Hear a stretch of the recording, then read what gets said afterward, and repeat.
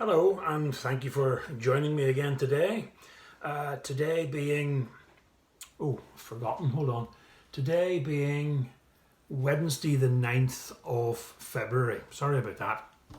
Forgot what day it was there. That's a bad start. I hope it gets better. I've been preparing for this Sunday's messages. And in the evenings, we're going through the book of 1 Corinthians, the epistle that Paul wrote to the church in Corinth.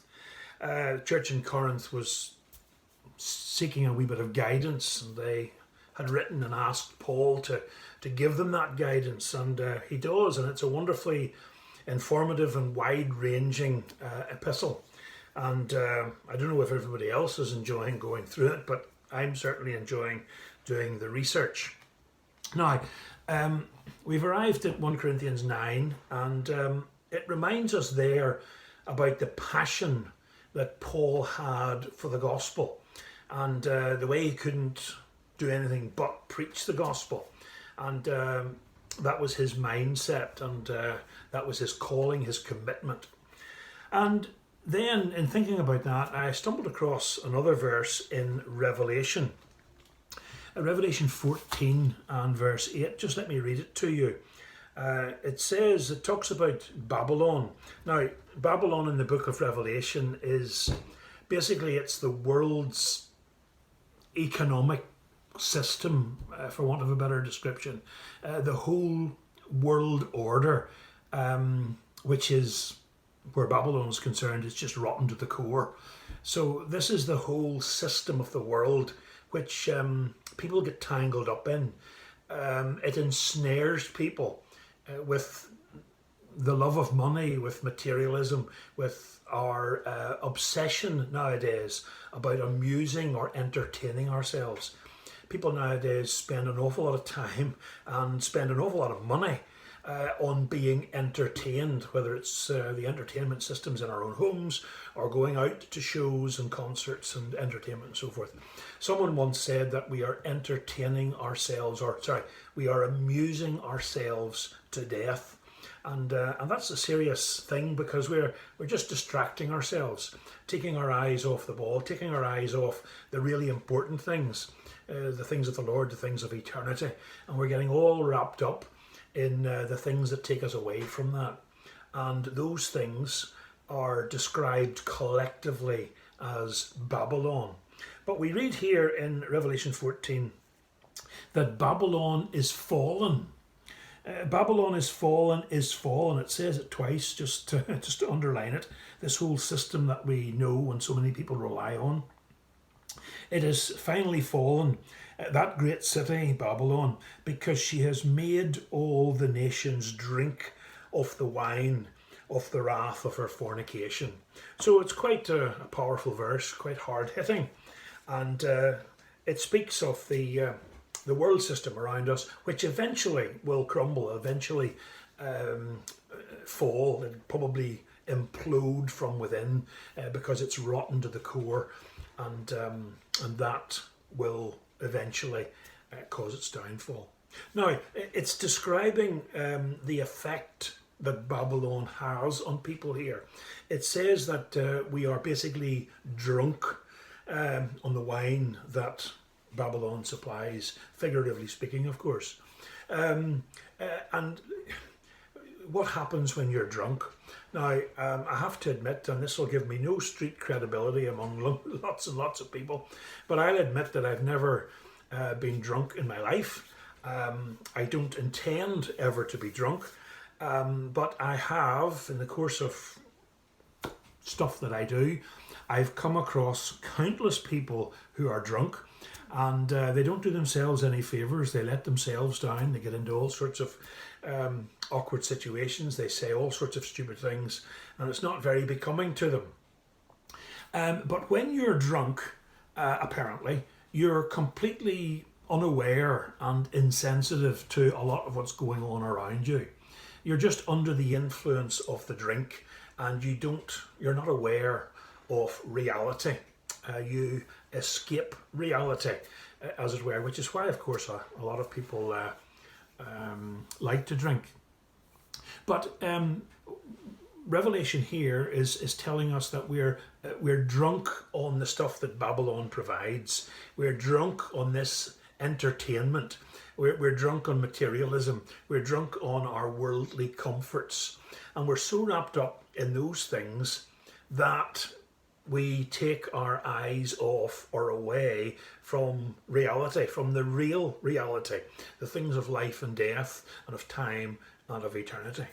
Now, with that in mind, along comes the Lord Jesus Christ, and he reminds us in a very famous verse in Matthew 6, Matthew 6 and 24, no one can serve two masters, for either he will hate the one and love the other, or else he will be loyal to the one and despise the other.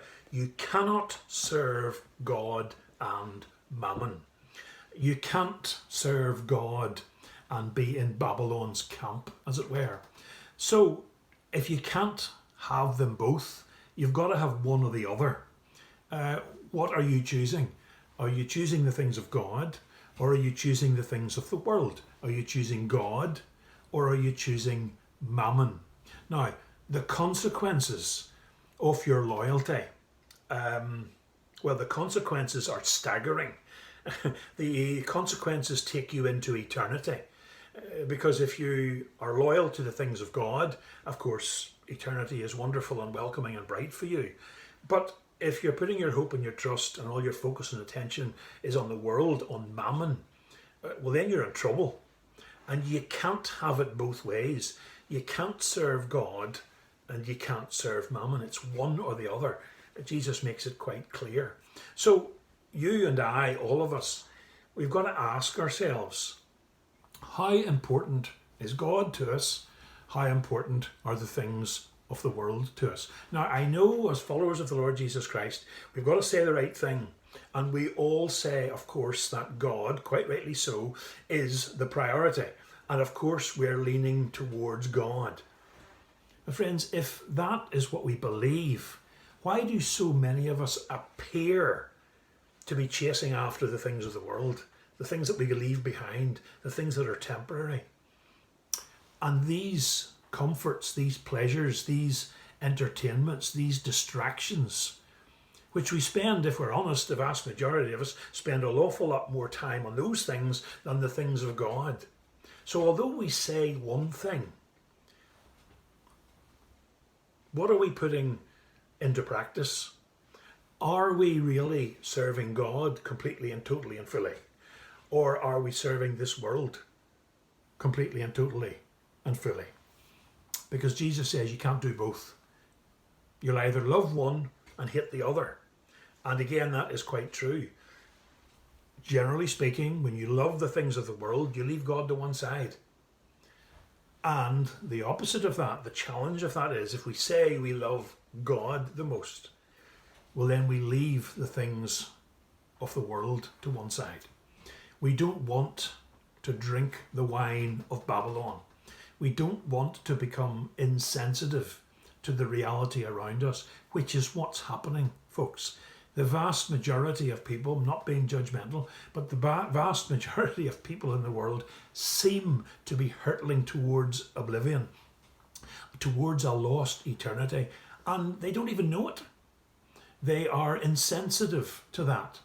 They are unaware of that because they've taken what Babylon has on offer and they've swallowed it. They've become intoxicated by the things of the world and they have left God completely out of the picture. So it's quite easy to clarify if you're in one camp or the other. But so many of us are caught in the middle and we're fighting. We're trying to balance this worldly comfort, pleasure and entertainment with serving the Lord. And I know it's so easy to let the things of the Lord, well, we say we just set them to one side temporarily because we've got to attend to something else. But very often we do that. And, well, before we know it, we have left things beside even more temporarily. Look, I think you get my drift. Thank you for listening to me. I hope you followed the thread of what I've been trying to say. And just have a wee look at Revelation for yourself, chapter 14, or Matthew chapter 6 indeed, and ask yourself who you're serving. Is it the Lord or is it the world? Got to make up your mind. There's no fence sitting. It's either one or the other. So I leave the thought with you. Thank you for tuning in, and keep safe, keep praying, keep looking up, and please allow me to chat to you again sometime soon. Until that time comes, God willing, bye for now.